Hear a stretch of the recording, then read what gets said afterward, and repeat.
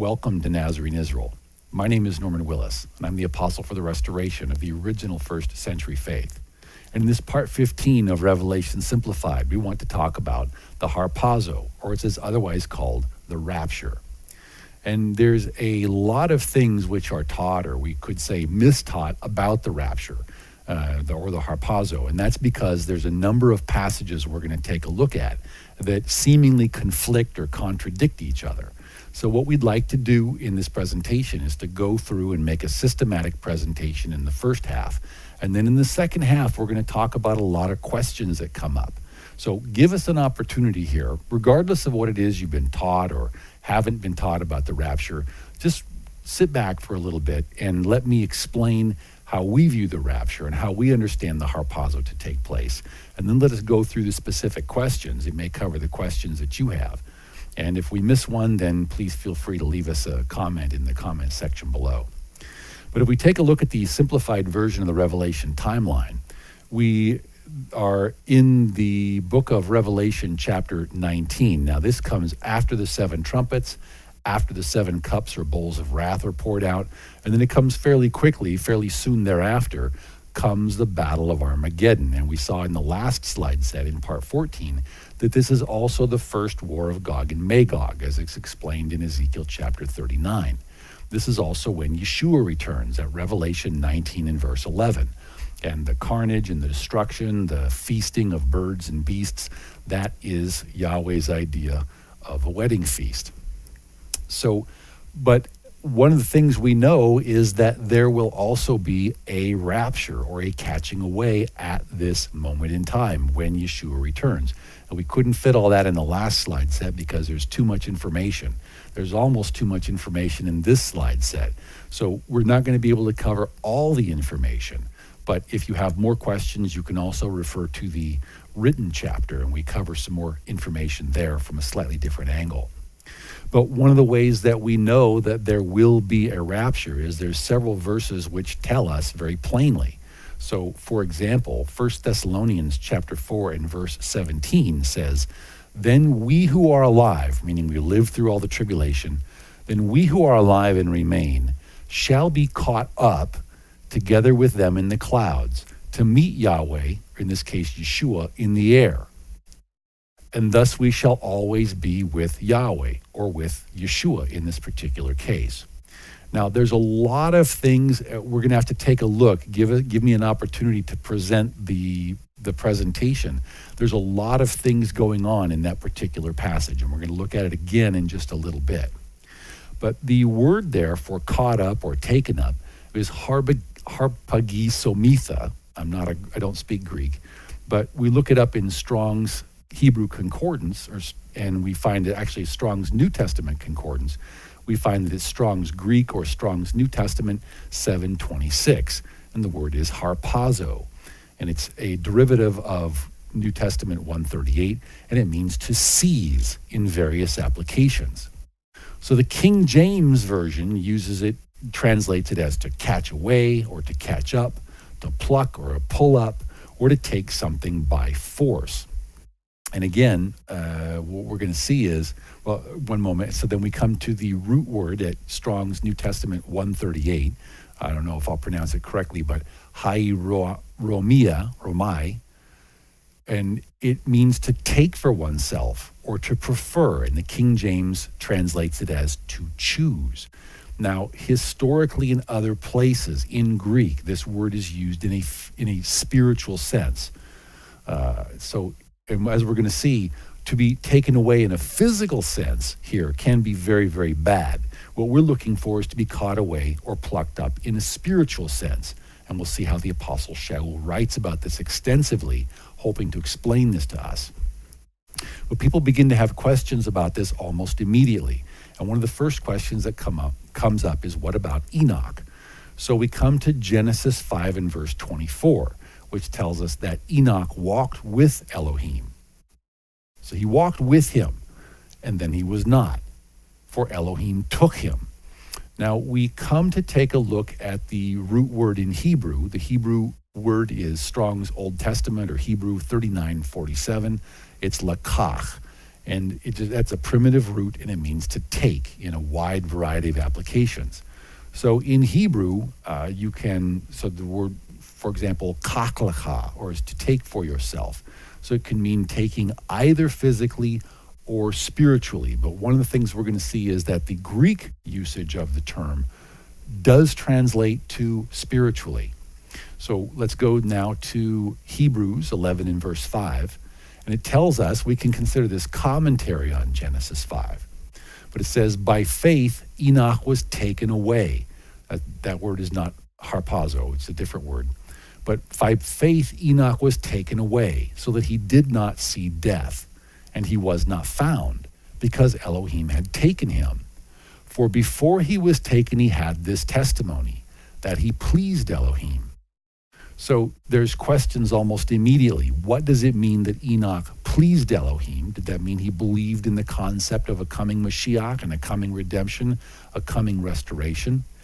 Also, another question is, how is it that Elohim took him? Did Elohim take him away physically? Because as we'll see again, being taken away physically can be very bad. Or did he take him away spiritually? Because as we're going to see, the concept of being taken spiritually is very, very good. That's what we want here. So in that light, in that context, and with that understanding, let's take a look at John chapter 3 and verse 13, where Yeshua tells us that no one has ascended to heaven but he who came down from heaven, that is, the Son of Man who is in heaven. Now, if we just take a look at this, it would seem to suggest that Enoch could not have ascended to heaven unless he was somehow in Yeshua, unless he was somehow in the Son of Man. Because Yeshua says, no one has ascended to heaven except Yeshua, who came down from heaven. Basically. So either Enoch was not caught up to heaven physically, but was somehow caught up spiritually, and or he believed in Moshiach and was then taken into Moshiach. So with that question in mind, now let's take a look. People have a question, what about Elijah, or what about Eliyahu in Hebrew? So we come now to 2 Kings chapter 2 and verse 11. Then it happened, as they continued on and talked, that suddenly a chariot of fire appeared with horses of fire and separated the two of them, separated Eliyahu and Elisha. And Eliyahu, or Elijah, went up by a whirlwind into heaven. So now the question then becomes, in what way did he go up in a whirlwind into heaven?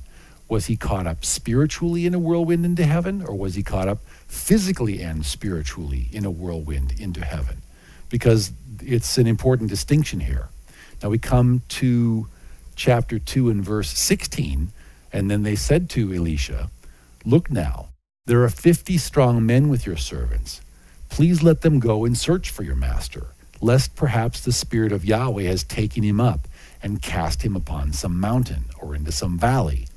But Elisha said, you shall not send anyone.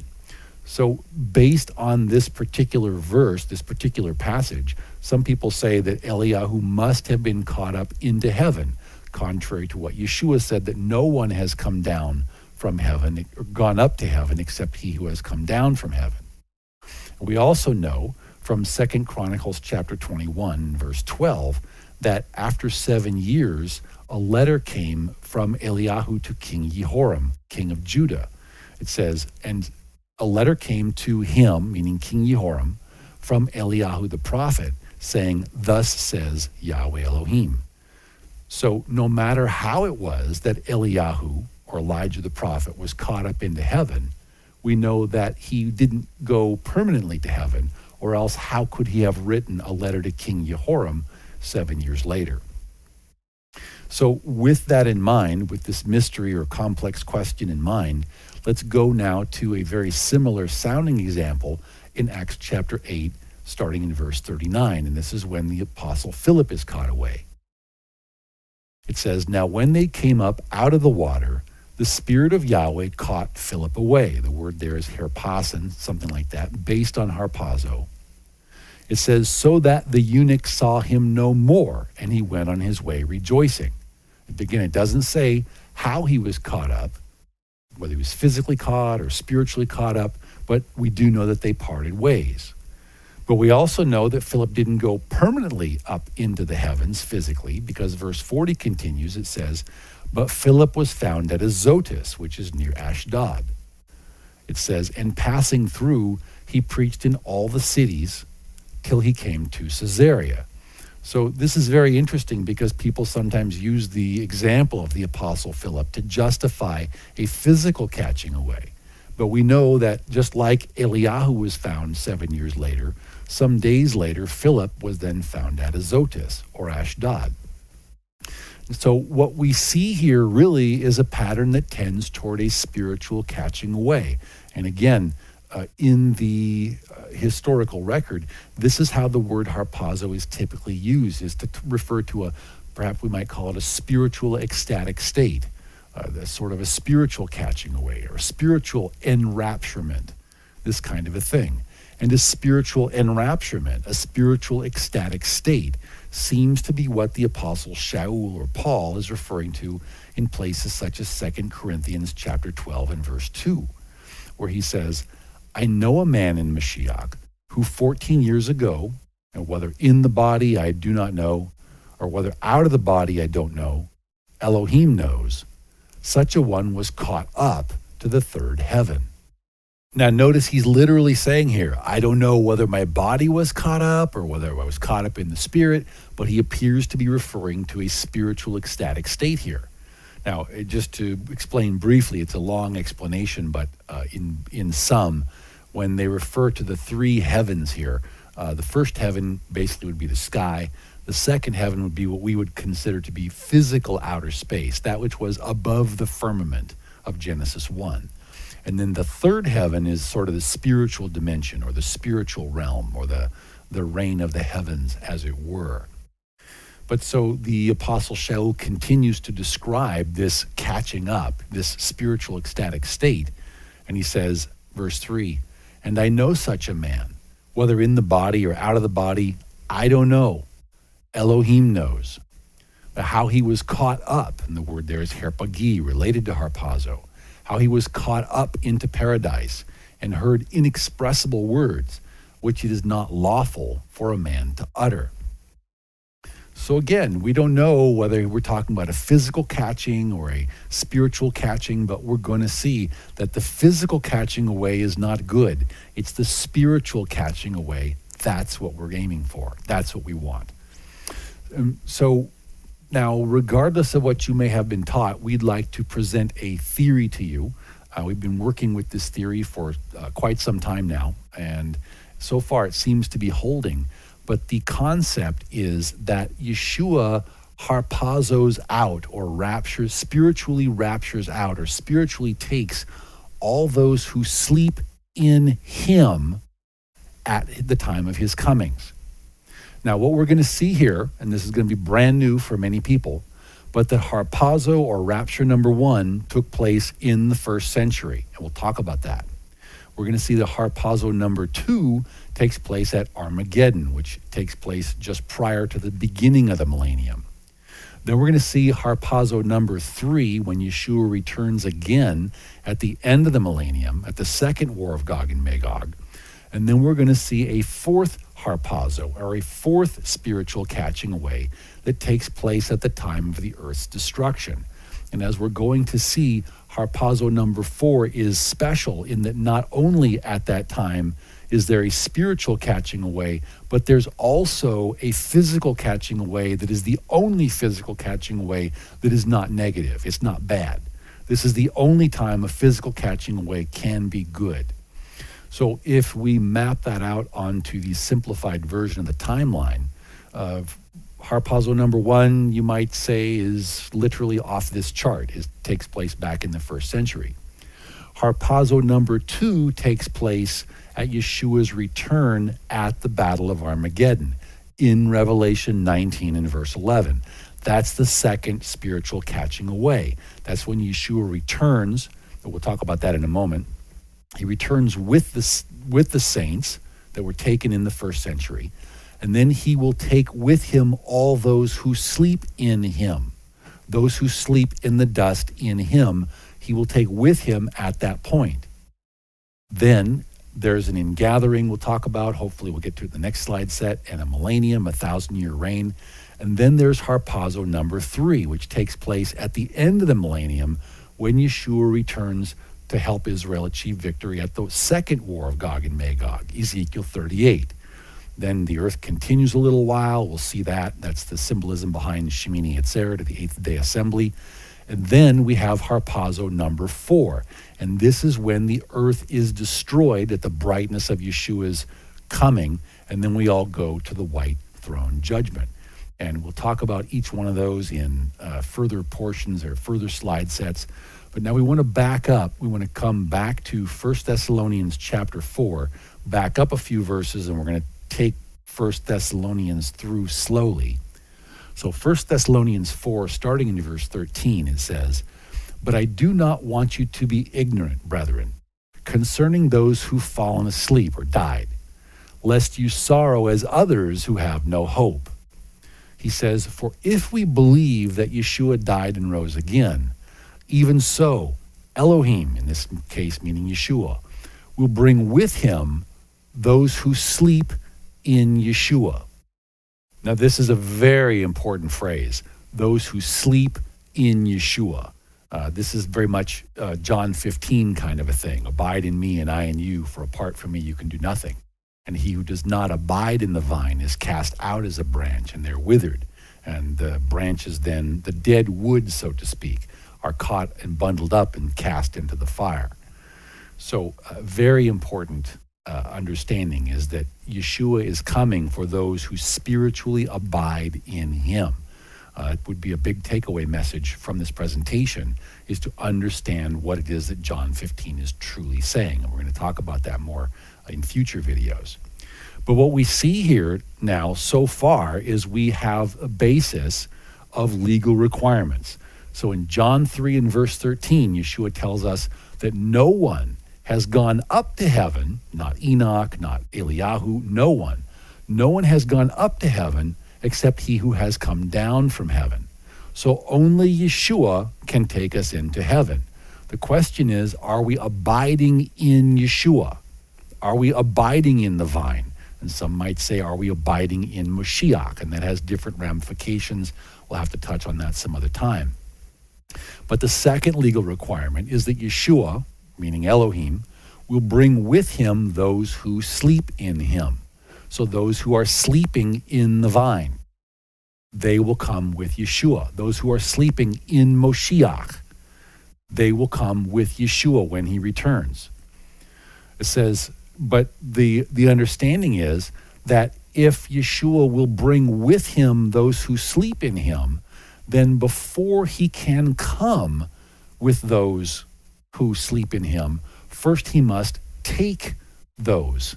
He must catch up. He must take away. He must catch away. He must harpazo those who sleep in him. Well, when can this kind of a thing have happened? When are those who will come with him at his return at Armageddon, when did they go to be with him? So if we go to Matthew chapter 27 and verse 50, this is when Yeshua gives up the Spirit, whether you want to call it on the cross or the tree or the gallows or the stake, whatever you want to call it. But then in Matthew 27 and verse 52, it says, "And the graves were opened, and many bodies of the saints who had fallen asleep were raised. And coming out of the graves after his resurrection, they went into the set-apart city and appeared to many." So the question is, who were these saints and what happened to them?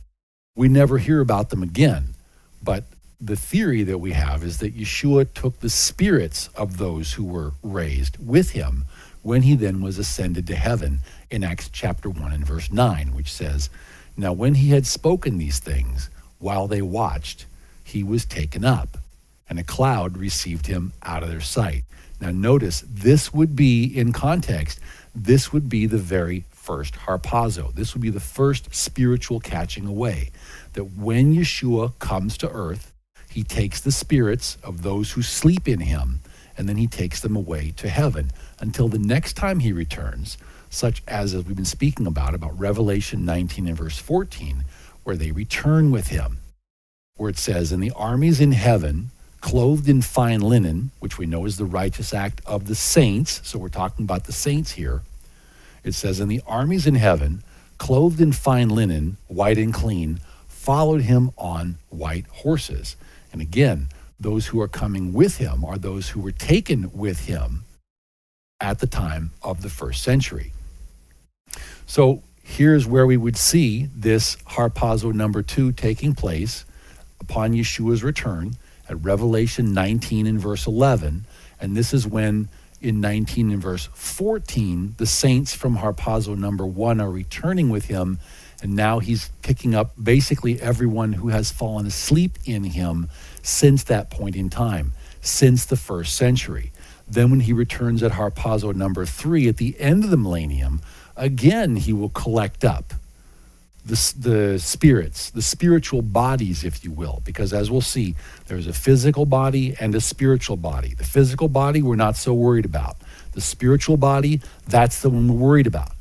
So when Yeshua comes at harpazo number 3, he will catch up the spiritual bodies of all those who have fallen asleep in the interim.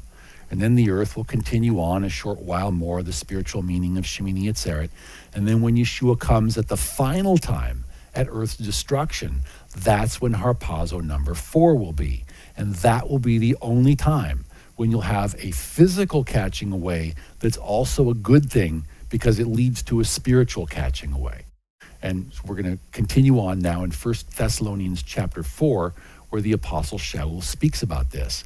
So 1 Thessalonians Chapter 4 and verse 15 says, for this we say to you by the word of Yahweh, that we who are alive and remain, now he's talking about all the way to the end, until until the coming of Yahweh, could read here, until the final coming of Yahweh, when the earth is destroyed, he says, will by no means precede those who are asleep. So what he's saying here is, we're going to see that there's a physical body and a spiritual body. And we're not concerned with the physical body. But if your spiritual body sleeps, he's going to take you away first. But if your physical body and your spiritual body are still connected, because you're not sleeping in Yeshua, because you're alive in Yeshua, he doesn't take us at that particular point in time. There is not a live catching away. That doesn't happen, because what he's coming for is the spiritual body. So verse 16, it says, for Yahweh himself, meaning Yeshua, will descend from heaven with a shout, with the voice of an archangel, and with the trumpet of Elohim. And the dead in Messiah will rise first. And he's talking here about the fourth harpazo.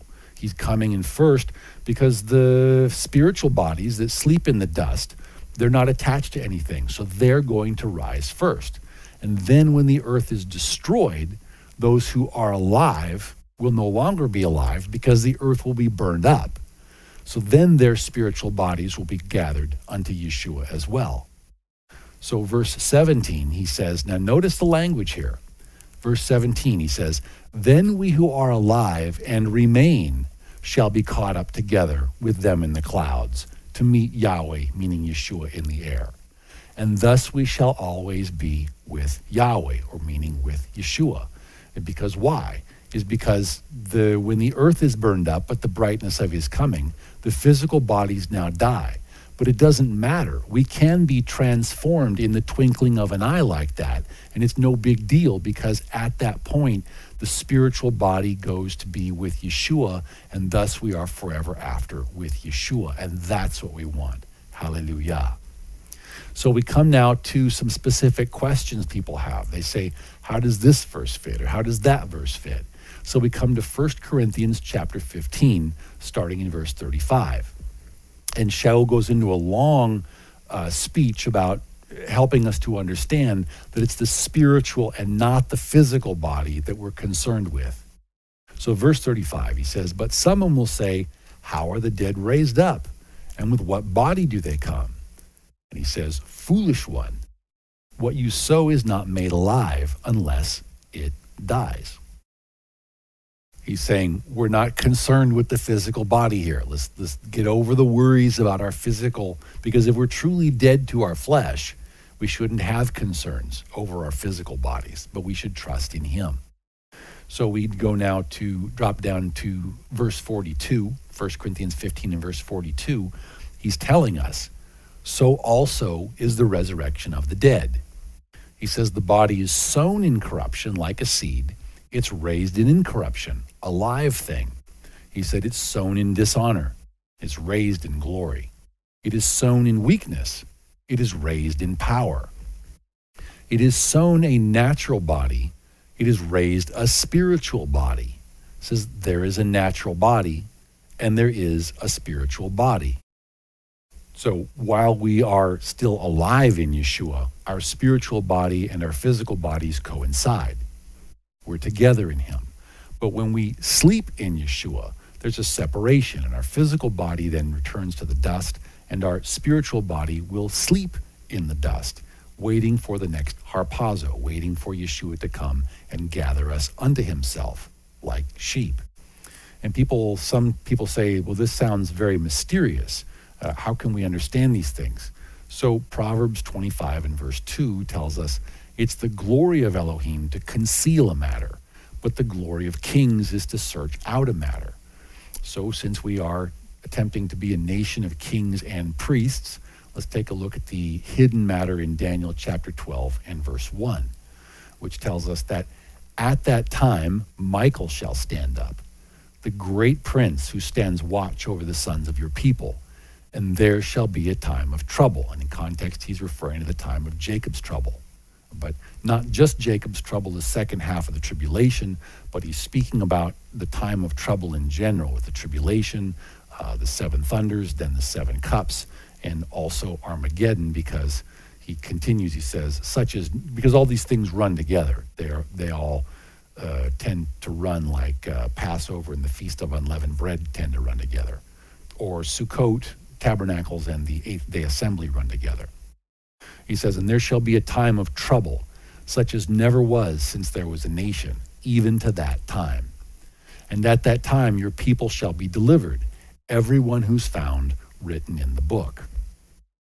So we have to be careful when we proceed to verse 2, because it says, then, meaning later, many of those who sleep in the dust of the earth shall awake, some to everlasting life, and some to shame and everlasting contempt. Now, the verse 1 took place at the Battle of Armageddon, but verse 2 takes place at Harpazo 4, which is the destruction of the earth, because different things happen in verse 2 than take place in verse 1. So we have to puzzle all these things together. Then the next question that comes up typically is, well, how does this relate to Matthew chapter 24? And we're going to see that it dovetails perfectly. So if we come to Matthew chapter 4, we'll start in verse 20. Yeshua says, and pray that your flight may not be in winter or on the Sabbath, for then there will be great tribulation, such has not been since the beginning of the world until this time, no, nor ever shall be, which is pretty much the same language that's used there in Daniel 12. But Yeshua tells us, he gives us one indication that the elect cannot be raptured out. Because he says in Matthew 24 and verse 22, he says, and unless those days were shortened, speaking of the tribulation complex in general, he says no flesh would be saved. But for the elect's sake, those days will be shortened. So what this means effectively is that the elect are not raptured out, because the elect have to go through the tribulation, because the tribulation has to be shortened for the sake of the elect. And if the tribulation are if there's somewhere they're raptured out already, it wouldn't matter to shorten the tribulation for their sake. So continuing on in Matthew 24, picking up again in verse 23, he says, then if anyone says to you, look, here is the Messiah, or there, do not believe it. For false messiahs and false prophets will rise and show great signs and wonders to deceive, if possible, even the elect. He says, see, I have told you beforehand. He says, therefore, if they say to you, look, he is in the desert, do not go out. Or look, he's in the inner rooms. Do not believe it. He says, for as the lightning comes from the east and flashes to the west, so also will the coming of the Son of Man be. And in context, he's here speaking about Armageddon.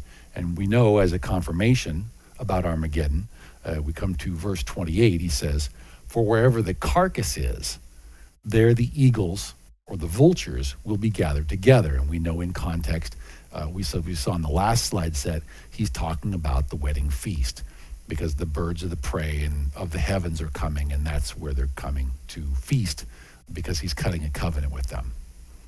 So he continues in verse 29, he says, immediately after the tribulation of those days, the sun will be darkened, and the moon will not give its light. The stars will fall from heaven, and the powers of heaven will be shaken. And we know we're speaking about the time frame of Armageddon here, because he says in the very next verse, verse 30, he says, then the sign of the Son of Man will appear in the heaven, and then all the tribes of the earth will mourn. And there's a question, is he saying the tribes of the earth or the tribes of the land? We'll talk about that in a second. It says, and they will see the Son of Man coming on the clouds of heaven with power and great glory. So I personally believe that this means that we've got the tribes of the earth, so to speak. The Assyrian diaspora, in which Ephraim is, also contains the Jewish tribes. Again, because when the Assyrians came down, they didn't just stop by taking the northern kingdom, they ended up taking all but 3 of the walled cities of Judah. So we have all 12 tribes in the Assyrian dispersion. But we also have tribes that are there in the land. And these are the spiritual descendants of the Pharisees. Today they just changed their name to the Orthodox in the Middle Ages. And you can talk about how Khazars were added to them or not added to them or whatever you like. But when they spiritually graft into the Orthodox or the Pharisees, that's who they become. So when we talk about the tribes of the land mourning, I believe we come to Zechariah chapter 12 and verse 10. And this is where Yahweh says, and I will pour out on the house of David and on the inhabitants of Jerusalem. And that's where most of the Orthodox are, is in Jerusalem and also the settlements. He says, but I will pour out on the house of David and on the inhabitants of Jerusalem the spirit of favor or grace and supplication. So he's talking about here about them getting saved, because that's how we get to be in Yahweh's unmerited spirit of favor or grace. It says, then they will look upon me whom they pierced. Now Yahweh is speaking, but he's saying, then they will look on Yeshua whom they pierced. He says, yes, they will mourn for him as one who mourns for his only son, and grieve for him as one grieves for a firstborn. So in context, what we're looking for is we're looking for a point in time when the inhabitants of Jerusalem will look upon him whom they've pierced, realize that this is Yahweh, that this is Yeshua whom they pierced is Yahweh, and they will mourn for him as one mourns for an only son. And the passage then goes on to describe the mourning in some detail. So this is also, not coincidentally, when the tribes of the land of Israel will mourn. And again, we know that this is Orthodox Judah, because the Orthodox, or the Pharisees, are the ones who pierced him, and they're the ones presently living in the land, and also that are in Jerusalem. And so by extension, this tells us that they also will be saved, whether they're Khazars or not Khazars. When you join yourself to the nation of Israel, you become Israel. Just like Ruth joined herself to the nation of Israel, even though she was a Moabitess, she then became the grandmother for King David. So this shows also in Hebrews chapter 9 and verse 28. It says, so Messiah was offered once to bear the sins of many. To those who eagerly wait for him, in other words, Messiah, he will appear a second time apart from sin for salvation. Now we know that Yeshua was offered once for all mankind, and Yahweh is very patient because he wants everyone to become saved. But we also know that Yeshua only came the first time. He says, I was not sent, but for the lost sheep of the house of Israel, meaning the lost sheep, the lost house of Ephraim, or the Ephraimites, the northern 10 tribes, but all 12 tribes, because all 12 tribes are out in the dispersion. But he was only sent the first time for Ephraim. This is why he's coming the second time, is so Orthodox Judah may believe. Now, it's very difficult. There won't be that many of them left at this particular point in time in Armageddon, because the destruction in the land is going to be so great. But those who do survive, they will be highly revered, as we see in other parts of the presentation. So, continuing in Matthew 24 and verse 31, and he will send his messengers with a great sound of a trumpet, and they will gather together his elect from the four winds, from one end of heaven to the other. Now, notice a couple things here. The fact that he uses the term four winds means that the elect are not raptured out. Because if the elect were raptured up into heaven, they would not be gathered then from the four winds. And the other thing is that the fact that they're gathered from the four winds disproves what is commonly referred to as the place of safety theory. So there's some people with some of the other rapture concepts, they have an idea that there's a place of, either they say we're raptured into heaven during the tribulation, which doesn't work because you can't be raptured out and be part of the elect. So, but there's also a theory that we go to a place of safety, such as Basra or Petra in Jordan or one of these places. But this isn't, it doesn't work. It isn't necessary. It's not required, because the elect, not to say that there can't be a place of safety, but a place of safety is not required, because there are passages which indicate Basra or Petra perhaps, but with the elect to be gathered from the four winds, there is no requirement, there is no physical need for a place of safety. So the next question that comes up is, what do we do with 1 Corinthians chapter 15, starting in verse 51? The Apostle Shaul says, behold, I tell you a mystery. He tells us a lot of mysteries. Some of them he labels, some of them he does not. He says, we shall not all sleep, but we shall all be changed in a moment, in the twinkling of an eye, at the last trumpet. For the trumpet will sound, and the dead will be raised incorruptible, and we shall be changed. The main thing we need to remember with this passage is not to misapply it to Harpazo number 2, which takes place at the Battle of Armageddon, or Gog 1. The main thing is to remember to apply it to Harpazo number 4, because this is the point in time when the earth is destroyed and our physical bodies will no longer be supported.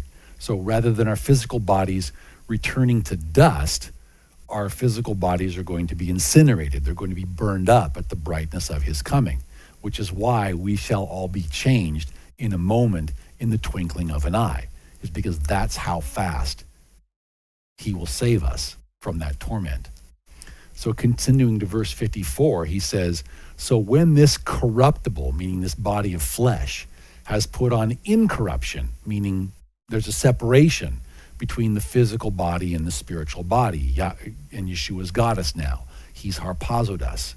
He says, so when this corruptible has put on incorruption, and this mortal has put on immortality, then shall it be brought to pass, the saying that is written, death is swallowed up in victory. So this point bears repeating, is that yes, we are studying the book of Revelation because we would like to survive if possible. But if we don't survive, that's not truly the main thing. The main thing is that we dwell in him, so that when he comes the next time, one way or another, whether we're one of those who are alive in him and we don't get taken at that point in time, or whether one of those who sleeps in the dust and we are taken with him, or if we're alive with him at his final coming, when the earth is burned up, that we will again be abiding in him and then be taken with him. So we want to close then on Matthew chapter 24, starting in verse 38. The importance of understanding the difference between the physical body and the spiritual body. Yeshua says, for as in the days before the flood, they were eating and drinking, marrying and giving in marriage, until the day that Noah entered the ark. And they did not know until the flood came and took them all away. So also will the coming of the Son of Man be. Now, notice the symbolism that Yeshua uses here. Now, there were only a very small number of people who were delivered on the ark, and they were delivered because they were in Yahweh's favor. Why? Is because they were doing the things Yahweh told for them to do. First, their walk. Noah was righteous in his generations. He was perfect in his generations. He was an upright man. He was seeking to obey Elohim. And when Elohim gave him something to do, he did it. So a very, very small number of people were delivered through the flood. And the rest were all taken away physically. And they weren't taken spiritually, but they were just taken away physically. And this is the context of that quote. So here, Yeshua continues in Matthew 24 and verse 40. He says, "Then 2 men will be in the field. One will be taken off to destruction, and the other left. 2 women will be grinding at the mill. One will be taken, and the other left." And some people say, I want to be one of the ones taken away. I want to be the ones, caught up and caught away. I'm saying, do you really? Because as we saw earlier in Matthew chapter 13 and verse 40, Yeshua says, "Therefore, as the tares are gathered and burned in the fire, so it will be at the end of this age." If we're not abiding in him, if we're not abiding in the vine, if we're not alive in him, and if we don't fall asleep in him, if we're not in him, then we shall be cut off as a branch and are withered. And just like in John 15, Yeshua tells us from a different angle. He continues in Matthew 13 and verse 41. He says, "The Son of Man will send out his messengers, and they will gather out of his kingdom all things that offend." We're talking about the tribulation time frame. "And those who practice lawlessness or Torahlessness, or those who aren't abiding in him." He says, "And will cast them into the furnace of fire," all of these tribulation events. "And there will be wailing and gnashing of teeth." So this will not be the time to be taken away physically, because that's what the book of Revelation speaks of, is the physical taking away of those who are evil, such that the elect and the meek, the humble, those who are abiding in him are the ones who inherit the land. And he continues in verse 43, he says, "Then the righteous will shine forth as the sun in the kingdom of their Father. He who has ears, let him hear." So what he's saying here is the righteous will be the ones left. And we'll talk in another time about the assembly of Philadelphia being the one that doesn't suffer tribulation, the one that doesn't suffer the same persecutions. Because why? Because they truly have love one another for the brethren. They're not just talking a good game of love, but they're actually doing the love. They're living Yeshua's personality. They're abiding in him and he in them.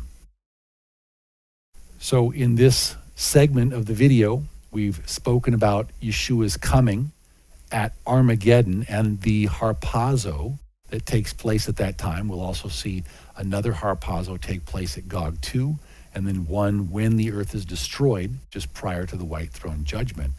And in the next video segment, we're going to talk, hopefully, about the ingathering or the second Exodus. I hope you'll join me for that section. In the meantime, Father Yahweh, I would ask that you please lead us all to ask, seek, and knock, and to know what it means to abide in you, to stay in your Son, and to abide in the vine, that we might be found pleasing in your sight in that day. Amen.